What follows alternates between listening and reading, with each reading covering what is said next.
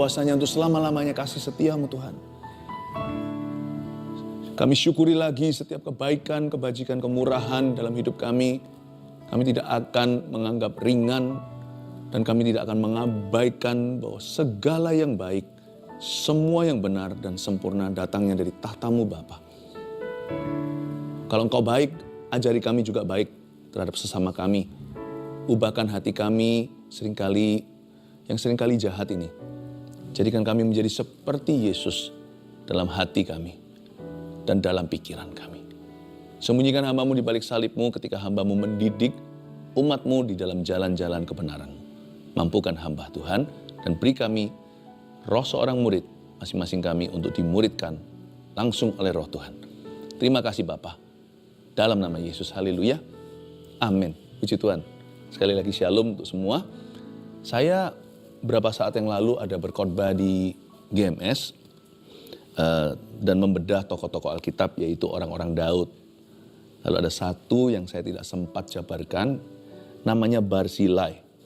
Ceritanya nggak panjang, bahkan informasinya sangat minim. Tetapi perbuatan orang ini sungguh-sungguh berdampak sangat besar. Orang baik itu tidak perlu gembar-gembor, tapi kebaikannya itu diingat Tuhan. Dan mungkin ceritanya pendek, tapi cukup untuk jadi teladan. Singkatnya pokoknya begini, orang baik itu dicinta Tuhan. Ya, saya kasih judul Barzilai, orang yang baik hati tanpa pamrih. Kita harus belajar seperti Yesus Kristus melalui orang ini. Mari kita buka sama-sama beberapa ayat. Satu ayat dulu di 1 Raja-Raja pasal 2 ayat 7. Sudah dapat ya, kita baca. Tetapi kepada anak-anak Barzilai, orang Gilead itu, haruslah kau tunjukkan kemurahan hati, kata Daud kepada Salomo ini. Biarlah mereka termasuk golongan yang mendapat makanan dari mejamu, dari meja raja. Sebab mereka pun, maksudnya Barzilai dan keluarganya, menunjukkan kesetiaannya dengan menyambut aku, kata Daud, pada waktu aku melarikan diri dari depan kakakmu Absalom. Barzilai ini orang baik.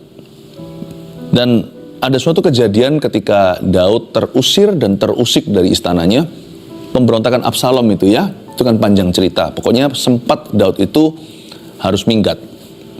Waktu dia pergi semua orang ngolok-ngolok dia, kelihatan warna aslinya. Yang selama ini hanya menjilat raja, nampak kebusukannya. Mulai kutuki Daud, mulai mulai syukuri ya.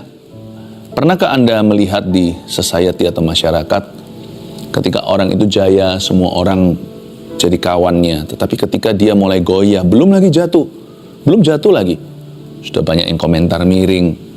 Kan kelihatan aslinya. Tapi kalau ternyata orang itu bangkit, gak jadi terpuruk, tapi jadi berkuasa, wah semua orang tiba-tiba berbalik arah dan nice lagi atau sangat-sangat sweetheart. Tiba-tiba manis lagi kepada orang itu.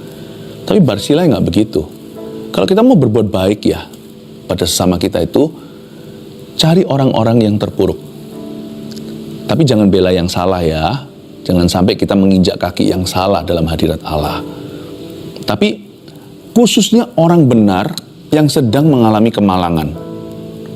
Khususnya mereka yang tidak bisa membalas budimu dan tidak ada tanda-tanda atau titik cerah bahwa orang itu akan kembali beruntung lagi, atau kembali berkuasa, atau kembali berpengaruh, atau kembali kaya. Kalau kita membantu orang-orang yang jatuh, yang sedang kasihan nasibnya, dan kalau orang-orang itu adalah orang-orang benar di mata Allah, nggak tentu bicara soal benar dan salah. Kadang-kadang kalau mereka adalah pasien atau korban, nggak tentu siapa benar siapa salah. Tapi kalau orang-orang itu butuh bantuan, asal jangan bantu maling, jangan bantu koruptor dalam kemalangan, ya, jangan bantu orang-orang yang jelas-jelas hidup vulgar di dalam dosanya. Lain cerita kalau mereka bertobat, ya kita harus memberi kesempatan, pengampunan sekalipun mereka harus menanggung konsekuensi dosanya. Dan kalau orang-orang yang jahat sekalipun, jikalau itu kebutuhan dasar mereka, misalnya anak cucu mereka butuh roti, jikalau mereka terluka, dan kita tentunya harus obati. Nggak peduli background check orang itu. Tetapi jangan bela case mereka. Jangan tutupi dosa mereka. Jangan sampai kita itu terseret masuk ke dalam dosa orang. Jangan kilaflah tentang manusia. Tapi belas kasihan itu bisa kita amalkan ke semua orang. Ya, orang jahat jikalau dia bertobat. Orang jahat jikalau dia dalam kebutuhan-kebutuhan kemanusiaan. Tetapi khususnya kita harus berbuat baik kepada orang-orang benar. Mereka yang butuh bala bantuan kita. Dan Barsilai membantu Daud karena dia tahu Daud itu adalah seorang hamba Allah. Anak-anak Barsilai turut-turut serta dengan ayahnya. Mereka menunjukkan kemurahan hati. Daud ngomong di sini sama Salomo sebelum dia mati. Ini pesan Daud yang terakhir sebelum meninggal dunia. Dia bilang sama putra mahkota, kamu jangan lupa ya sama Barsilai. Kamu jangan lupa ya, biar mereka, keluarganya dia, keluarga beliau ini termasuk orang-orang yang mendapat makan dari mejamu ya. Papa itu hutang budi sama dia. Karena dia menyambut papa pada waktu papa melarikan diri dari kokomu Absalom yang sudah mati itu. Pada waktu papa dizolimi, dia ada di sana, di titik lemah, di titik bawah. Orang seperti ini tidak hanya jadi kawanmu ketika dirimu berhasil, ketika berada di puncak kejayaan dan puncak kekuasaan. Tapi orang yang menunjukkan sahabat sejati adalah mereka yang menyambut Anda ketika Anda lemah, ketika Anda bermasalah, ketika Anda dalam kesesakan, ketika Anda dalam kesusahan, ketika Anda dalam perkabungan. Barsilai dan keluarganya menyambut papa. Kata Daud pada Salomo, kamu harus mengingat jasanya. Tahukah Anda kalau kita membantu orang benar dan juga orang lemah di dalam kesedihan hati mereka, kita itu sedang seolah-olah memiutangi Allah. Nah sekarang saya tunjukkan, ternyata kan Daud gak jadi jatuh. Malah justru tangan Tuhan memukul musuhnya. Nasib itu bisa gak menentu. Kita kira orang itu pasti tidak ada masa depan. Ternyata orang itu nanti melaju paling depan. Daud kembali dari arak-arakan perang, dia menang atas pemberontakan. Apa yang terjadi? Barsilai menyambut dia. Dan kali ini lihat kebaikan Daud, saya ajak kita buka di 2 Samuel pasal 19 ayat 31 mulai. Nanti ayat per ayat saya baca, saya jelaskan. Juga Barsilai, orang Gilead itu telah datang dari Rogelim dan ikut bersama-sama raja ke sungai Yordan untuk mengantarkannya sampai di sana. Ini ceritanya, Daud gak jadi mati. Dia kembali ke istana, kembali untuk menduduki istana yang tadi dia terusir daripadanya. Dan Barsilai menyambut dia dan ikut mengiringinya, mengantarkannya sampai satu titik. Ayat 32, Barsilai itu sudah sangat tua, 80 tahun umurnya, kakek-kakek dia. Ia menyediakan makanan bagi raja selama ia tinggal di Mahanaim. Sebab ia seorang yang sangat kaya. Sebenarnya orang kaya atau orang miskin punya pilihan untuk jadi baik hati atau untuk jadi jahat. Status ekonomi tidak terlalu pengaruh. Orang miskin bisa jahat, orang kaya bisa jahat. Orang ini seorang sangat kaya dan dia baik hati. Orang miskin juga bisa baik hati. Jadi jangan salahkan keadaanmu untuk kondisi hatimu. Hatimu pilihanmu. Kau tentukan sendiri mau jadi orang baik atau orang jahat. Ingat kata-kata saya, orang baik dicinta Tuhan. Memang kebaikan tidak bisa membeli keselamatan ya, jangan salah ya. Amal sosial kita, kebaikan kita, semoga diterima oleh Tuhan. Oh nggak bisa kita masuk surga dengan cara demikian. Kalau ada seorang sudah pernah membunuh orang lain, dia murderer, seorang pembunuh, dan sudah terbukti, bisakah dia dengan 1001 kebaikannya menghapuskan hutang darahnya? Nggak bisa. Kitab Roma berkata semua manusia itu sudah jatuh dari kemuliaan Allah. Kita semua itu sudah berdosa. Jangan salahkan Adam dan Hawa. Adam dosa, kita juga dosa. Adam salah, kita juga berbuat salah kok. Jadi kita semua itu sudah patut mati. Di kitab Roma juga dikatakan gini, upah dosa ialah maut. Jadi semua kita itu sudah jatuh vonis. Setiap manusia itu adalah pendosa dan patut masuk neraka. Bisakah dengan kebaikan kita membeli tiketnya ke surga? Nggak bisa. Harus Yesus mati digantung di kayu salib untuk you and me. Itu yang terjadi 2000 tahun lalu di Golgota Kalvari. Kebaikan nggak bisa membeli keselamatan. Keselamatan itu diberi cuma-cuma dan diterima saat kita beriman kepada pengorbanan Tuhan. Waktu kita mendengar Injil, percaya, maka Tuhan mengampuni dosa kita. Nama kita dipindahkan dari maut dan ditulis di kitab kehidupan. Tapi kenapa penting jadi orang baik? Bukan supaya masuk ke sorga. Tapi kalau sorga sudah masuk ke hati kita, ceritanya kalau kita sudah terima Yesus, nggak mungkin nggak kita akan jadi orang baik. Nggak pernah orang itu kepenuhan Roh Kudus jadi orang jahat. Bahkan salah satu buah Roh Kudus yang dituliskan, ada 9 itu penjelasannya, salah satunya adalah kebaikan. Malah justru kalau orang itu kerasukan roh jahat, dia jadi pembunuh, jadi orang yang melukai sesamanya, bahkan melukai dirinya. Tapi orang kalau penuh Roh Kudus, nggak mungkin jadi gila, nggak mungkin jadi seorang penjahat. Nggak ada orang yang terima Yesus itu lalu habis itu jadi seperti setan. Kalau kita terima Tuhan, kita pun akan diubah menjadi serupa dengan gambarannya. Like father, like son, ya kan? Buah nggak mungkin jatuh jauh dari pohonnya. Yang kita terima Yesus kok, pasti sifat Yesus yang keluar. Dan sifat Yesus itu adalah baik. God is good all the time. Jadi kebaikan sini itu sebagai buah roh orang yang sudah beriman, orang yang sudah percaya, orang yang sudah terima Tuhan. Jadi penting loh jadi orang baik. Karena orang baik mencerminkan Tuhannya.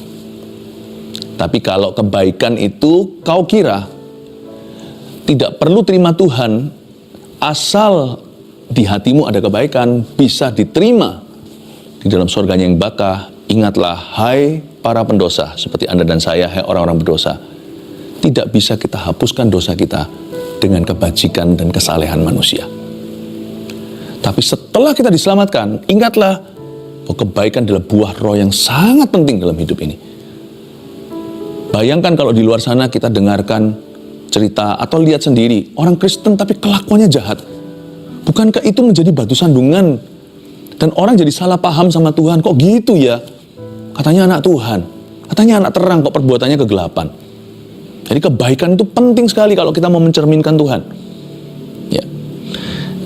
Berkatalah Raja, ayat 33, kepada Barsilai. Raja ngomong gini, Raja berterima kasih, ikutlah aku.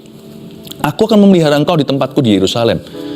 Ini kalau orang motivasi, alias pamrih, kalau orang melakukan kebaikan dengan sesamanya itu dengan perhitungan di depan, ya.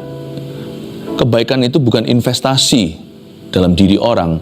Kebaikan itu semata-mata mengembalikan kasih Tuhan dengan cara perbuatan nyata kepada sesama. Tidak pernah kebaikan itu invest. Aku mau baik sama orang itu supaya nanti kalau dia gimana, dia ingat aku. Barsilai nggak begitu. Makanya orang baik itu sinonim dengan orang tulus. Kalau dia sungguhan baik ya, kalau kebaikannya sejati, dia harus tulus pula.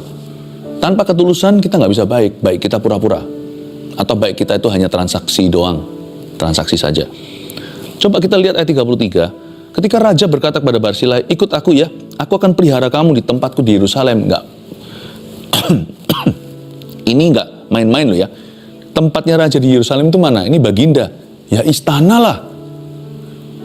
Dia mau dipanggil untuk pindah ke rumah kediaman Israel number 1. Tapi Barsilai menjawab Raja. Coba lihat ayat 34. Berapa tahun lagi kah aku hidup sehingga aku harus pergi bersama-sama dengan Raja ke Yerusalem? Dia tolak dengan sopan. Karena memang dia sudah jadi kakek umur 80. Jangan lupa itu. Memang menurut saya ini keputusan yang sangat praktis. Dia umur 80 ya pasti sebentar lagi, nggak lama lah. Kalau dia pergi ke Yerusalem itu bukan kampung halamannya. Nanti ngerepotin orang lain terus pindah tulang-tulangnya. Jadi dia berkata, aku di sini aja. Apalagi kita tahu kalau seorang manula, manusia lanjut usia, biasanya udah nggak mau perubahan-perubahan. Dia sudah punya kebiasaan pagi bangun jam berapa, mejanya di mana, cangkirnya, ranjangnya. Dia nggak kepingin terjadi perubahan. Lain cerita kalau orang umur 40, wah masih ingin menjelajah. Jadi saya ngerti. Tapi dia tolak dengan sopan. Dari sini Raja semakin mengagumi. Ini orang tidak punya motivasi selain daripada hanya kasih. Dia membantu aku dulu itu sekedar sebagai pengabdiannya kepada Tuhan. Dan karena dia tahu kebenaran. Dia tahu bahwa aku, Daud, orang pilihan Tuhan waktu itu dalam kesusahan. Meskipun aku menanggung konsekuensi dosaku, tapi Tuhan tidak menghukum aku. Jadi dia bisa membedakan orang yang dikenan Tuhan dan orang yang dihukum sama Tuhan. Dan dia tahu bahwa Daud dikenan. Dia tidak mau menginjak kaki yang salah. Barsila itu umur 80, tapi dia belum pikun. Malah justru discernment atau karunia membeda-bedakannya itu sangat nyata. Dia bisa tahu ini orang sebenarnya mengalami ujian. Aku harus bantu dia. Balik nggak balik ke istana nggak apa-apa. Aku tolong dia. Mungkin karena dulu pernah Daud berbuat baik pada keluarganya, dia tidak lupa daratan. Dan juga dia menghargai, menghormati raja yang selama ini memimpin bangsanya. Ini bukan orang yang kalau angin berubah, dia juga gampang pelin-pelan. Ini orang yang punya pendirian. Dan dia mau sekali lagi menunjukkan kebaikan. Dia nggak tentu tahu bahwa Daud secepat itu bisa kembali ke istana. Andai kata dia pun mengerti bahwa Allah akan menyertai Daud akan kembali. Dia umur 80. Bisa aja secara manusiawi, kalau dia melihat keadaan saat itu, 20 tahun ini nggak tentu pulih. Ini perang terus, ini pasti perang saudara. Absalom kuat sekali waktu itu. Jadi mungkin di dalam benaknya si Barsilai, sekalipun kalau Daud bisa kembali lagi, bisa kembali ke pucuk pimpinan, itu pun tidak dalam waktu dekat. Pasti dia sudah meninggal dunia, yaitu Barsilai itu. Karena dia sudah tua. Jadi Barsilai kalau bantu itu sungguh-sungguh karena apa? Tidak ada keinginan untuk dibalaskan. Dia bantu itu sekedar dari kesadaran dan dari dorongan hatinya yang baik. Sekarang ini aku telah berumur 80 tahun, ayat 35. Masakan aku masih dapat membedakan antara yang baik dan yang tidak baik? Atau masihkah dapatkah hambamu ini merasai apa yang hamba makan atau apa yang hamba minum? Ya, selera makannya pun sudah turun. Atau masih dapatkah aku mendengarkan suara penyanyi laki-laki dan penyanyi perempuan, mungkin pendengarannya juga sudah berkurang. Apa gunanya hambamu ini lagi menjadi beban bagi Tuanku Raja? Hebatnya, secara tulus dia berkata, Raja janganlah. Aku akan jadi beban buat Baginda. Masih bisa mikirin orang lain. Aduh, kalau orang itu bernafsu, pasti ngomong gini, Barsilai, jangan bodoh. Ini kesempatan emasmu. Ya, ini kalau gold digger atau penggali emas, inilah kesempatan emas. Ada emas di dalamnya. Kamu sudah ditawari. Ini kalau social climber atau pendaki sosial, wah, martabatmu diangkat. Anakmu bisa jadi ini, jadi itu nanti. Dia berkata, no, aku jadi beban nanti. Nggak usah. Raja nggak usah balas lah. Nggak usah sungkan lah sama saya. Saya lakukan itu juga karena Tuhan kok. Saya lakukan itu Tuhan. Dan saya enggak, Raja hari ini berhasil, I'm happy enough. Sudah cukup bagiku. Aku bersyukur saja. Aku udah tua Raja. Udah jangan jadi beban buat you. Aduh, Barsilai itu coba bisa bayangkan nggak? Ini adalah tokoh yang jarang dibahas di Alkitab. Makanya saya suka sekali bedah karakter seperti ini. Karena kita bisa membayangkan orangnya seperti apa supaya kita bisa bercermin dengan orang itu. Sepotong jalan saja hambamu ini, ayat 36, berjalan ke seberang sungai Yordan bersama dengan Raja. Mengapa Raja memberikan ganjaran yang sedemikian padaku? Nggak usahlah Raja upah-upahan. Aku kalau bantu itu tanpa pamrih kok. Nggak hitung-hitungan. Jangankan Raja, mungkin dia kepingin ngomong begini, cuman dia nggak punya keberanian. Karena orang yang baik hati itu biasanya nggak gaya. Kalau dia buka kartu ya, banyak yang dia tolong. Jangan kau kira yang dia tolong hanya orang-orang di posisi atas. Dia tolong banyak orang, dan setiap kali dia tolong orang dari atas sampai bawah, selalu dia tidak mengharapkan ganjaran yang demikian.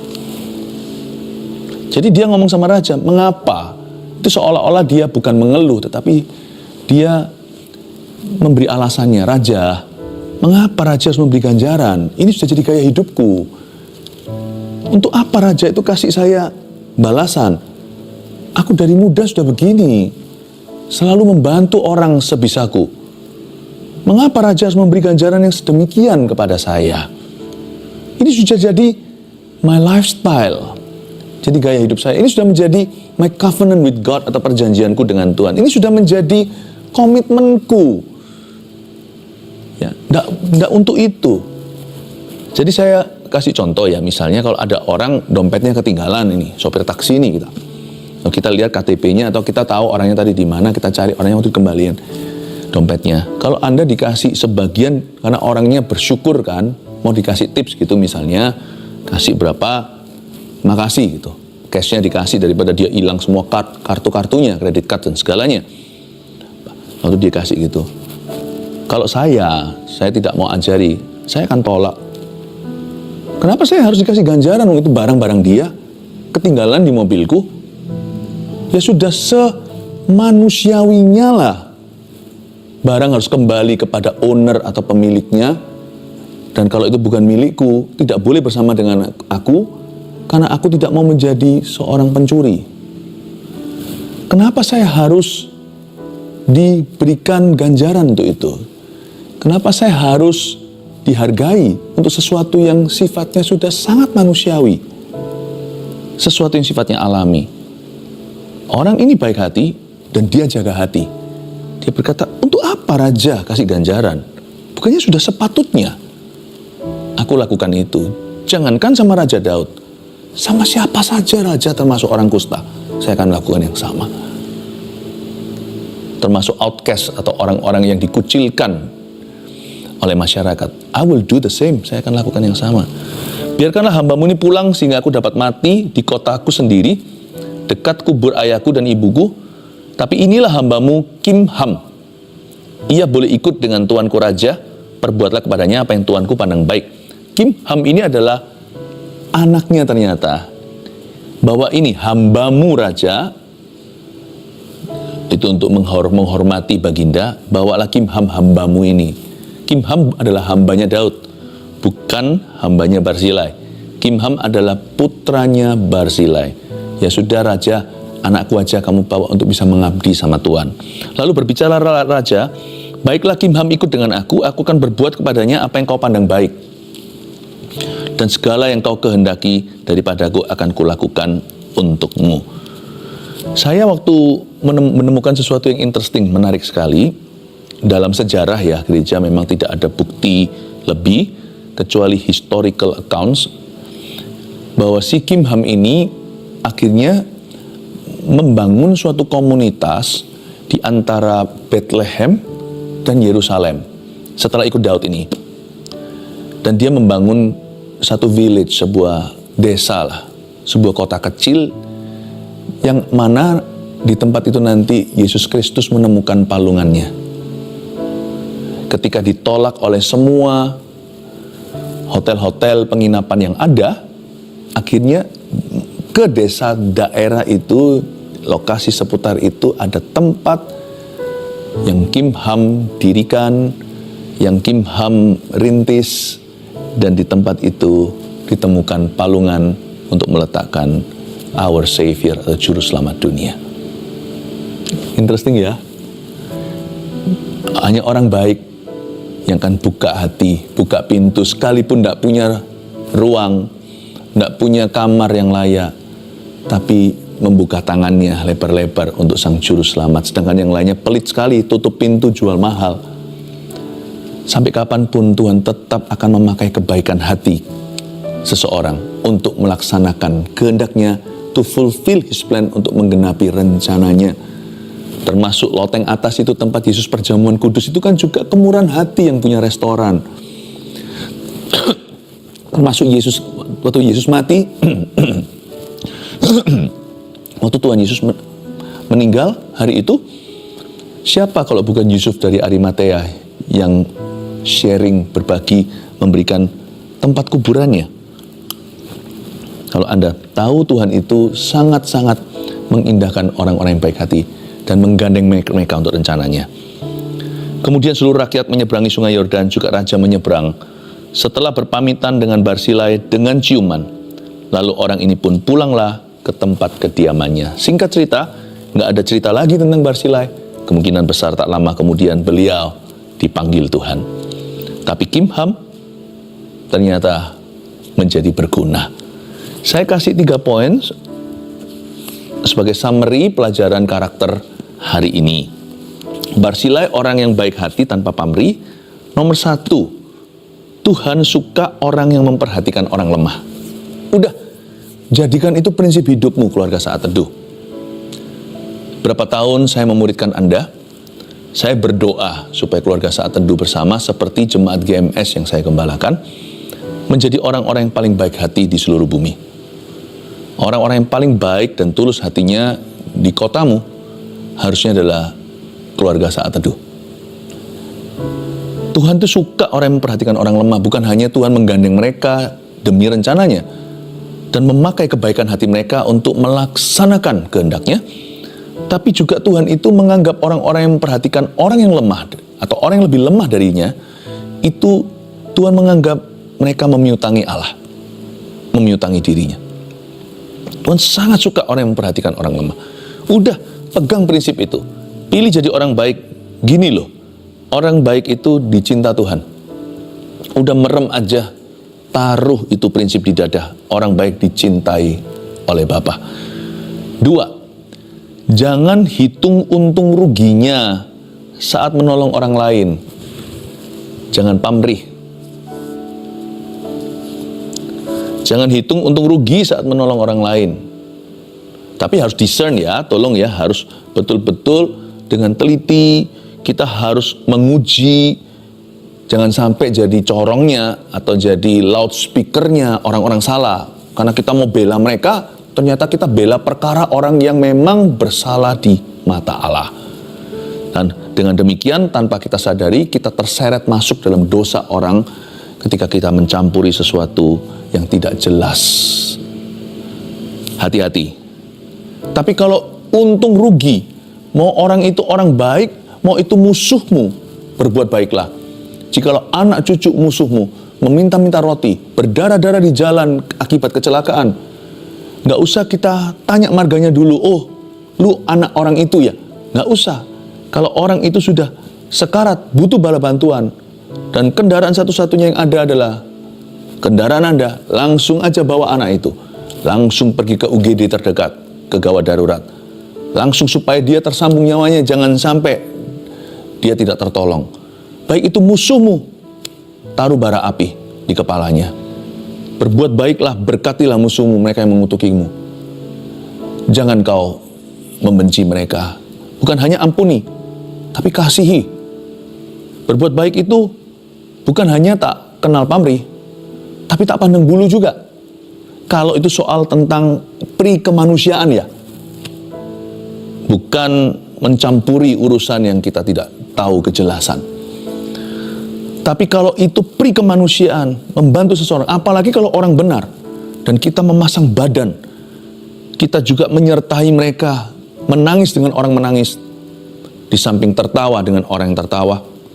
Ketika orang menderita, kita turut mendoakan, kita betul-betul menjadi orang yang setia kawan kepada hamba-hamba Tuhan, orang-orang yang dikenan oleh Tuhan, atau jemaat umatnya yang sangat dikasihi oleh Tuhan Yesus, yang bergumul dengan sesuatu yang nyata dan butuh seseorang untuk menolongnya, bukan hanya dengan doa, tapi juga mungkin dengan tindakan-tindakan nyata, dengan tangible help atau dengan pertolongan-pertolongan yang sangat praktis.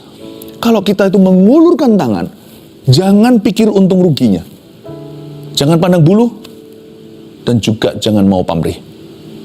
Apapun yang kau lakukan, lakukan itu untuk Tuhan Yesus. Karena kita hanya bisa mengembalikan kasih-Nya yang tak terhingga di atas dalam hidup kita. Jangan hitung untung ruginya saat menolong sesama kita. Yang ketiga, orang yang baik hati tanpa pamrih, ini yang terjadi dengan Kimham dan keturunannya, akan menuai kemurahan bagi anak cucunya. Itu sudah pasti. Kita bisa mewariskan yang baik maupun yang buruk untuk anak cucu kita.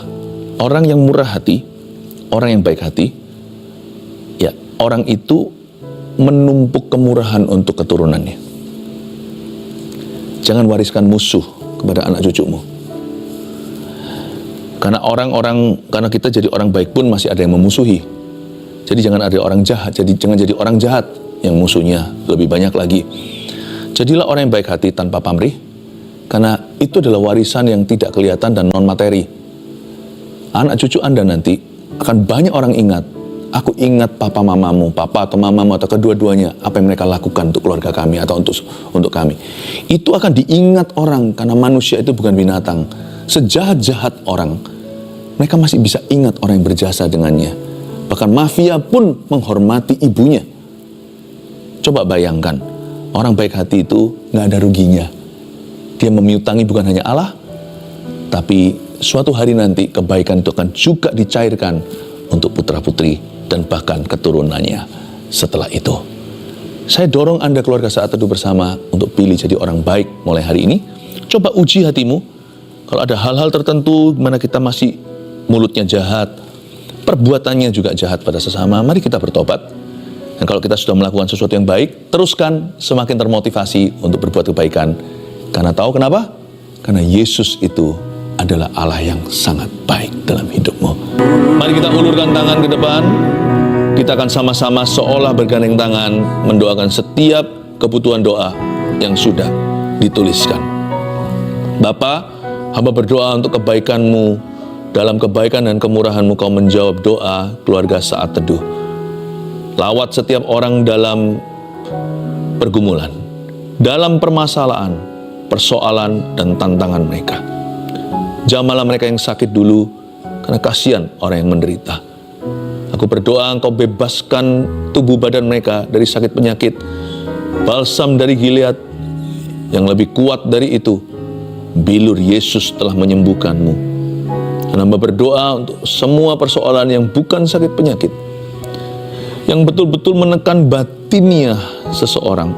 Aku berdoa terjadi deliverance atau terjadi kelepasan, terjadi penghiburan, terjadi kemenangan Tuhan, dan mujizat kehidupan. Bukakan jalan, Roh Kudus, berbicaralah kepada kami dalam nama Yesus. Letakkan tanganmu. Ada satu orang pergelangan kirinya habis patah karena kecelakaan sepeda motor. Tuhan sudah menyembuhkanmu. Anda merasakan sesuatu di sini kan? Barusan merasa seperti ada sesuatu yang panas, tingling, seperti ada perasaan, padahal sudah mati rasa berapa waktu. Kayaknya Anda sedang digips atau ada alat apa itu.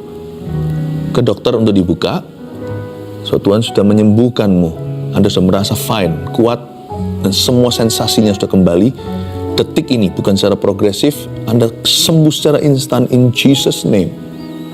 Go back to your doctor. Menjadi kesaksian bagi mereka. Ada satu orang yang berkata, barusan aja kemarin ini Anda ngomong begini, aku mau quit dari kerjaan ini. Anda sudah ngomong sama pasangan Anda, karena toksik sekali situasi kerjanya. Anda sudah bilang begitu. Orang-orang di sini jahat sekali, toksik sekali. Aku mau quit, aku mau resign. Jangan, kata Roh Kudus, jangan. Nanti orang-orang yang jahat itu Anda cukup terus mengasihi. Oh, by the way, Anda ngomong begini, lebih tepatnya, susah jadi orang baik, dibully. Anda ngomong itu. Susah jadi orang baik. Terus ditekan. Dikerjain. Tarik kembali kata-kata itu agar Anda tidak jadi orang jahat. Tarik kembali. Dan Tuhan akan menunjukkan kemuliaannya. Tuhan yang akan memproses orang-orang jahat itu, satu-satu mereka akan dikeluarkan. Bukan Anda tapi. Hang in there. Roh Kudus berkata, jangan kau resign. Tuhan tidak memberkati quitter, orang yang mudah menyerah. God bless you. Terimalah berkat dari Allah Bapamu yang baik, dari Allah Putra yang baik, dan Allah Roh Kudus yang baik, menyertaimu dari sekarang sampai selama-lamanya dalam keseharian hidup. Haleluya. Amin.